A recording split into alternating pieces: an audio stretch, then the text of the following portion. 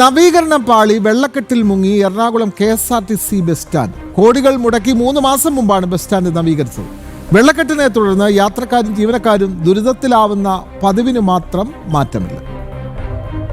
1.25 കോടി രൂപ മുടക്കി നവീകരണം പൂർത്തിയാക്കിയ എറണാകുളത്തെ KSRTC ബസ് സ്റ്റാൻഡാണിത്.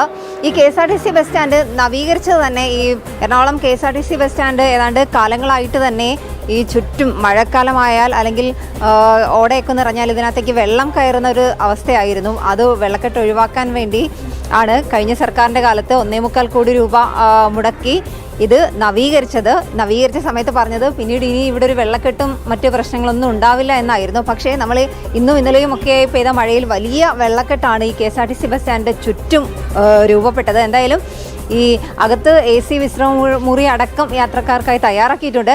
ഈ AC മുറിയിലേക്കൊക്കെ യാത്രക്കാർക്ക് വരണമെങ്കിൽ ഈ അഴുക്ക് വെള്ളത്തിൽ ചവിട്ടാതെ പറ്റില്ല. ഡ്രെയിനേജ് സംവിധാനങ്ങളുടെ അപര്യാപ്തതയാണ് ഇത്തരത്തിൽ ഈ KSRTC ബസ് സ്റ്റാൻഡിന് ചുറ്റും ഈ രീതിയിൽ തന്നെയാണ് വെള്ളം.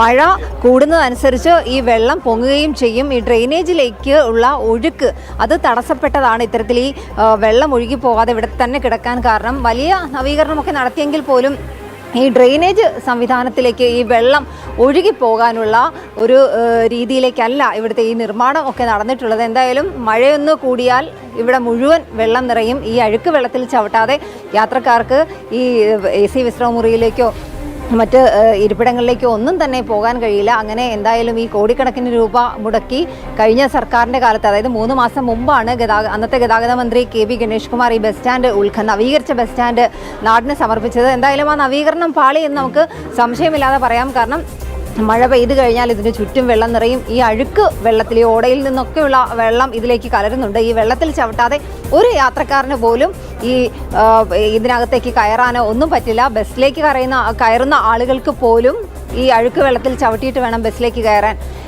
എറണാകുളത്ത് നിന്നും ക്യാമറമാൻ അനന്തുവിനൊപ്പം നിഷാ ദിലീപ്, ജനം. അങ്ങനെ കോടികൾ മുടക്കി നവീകരിച്ച എറണാകുളം KSRTC ബസ് സ്റ്റാൻഡാണ് ഇന്ന് വെള്ളക്കെട്ടിൽ മുങ്ങുന്നത്.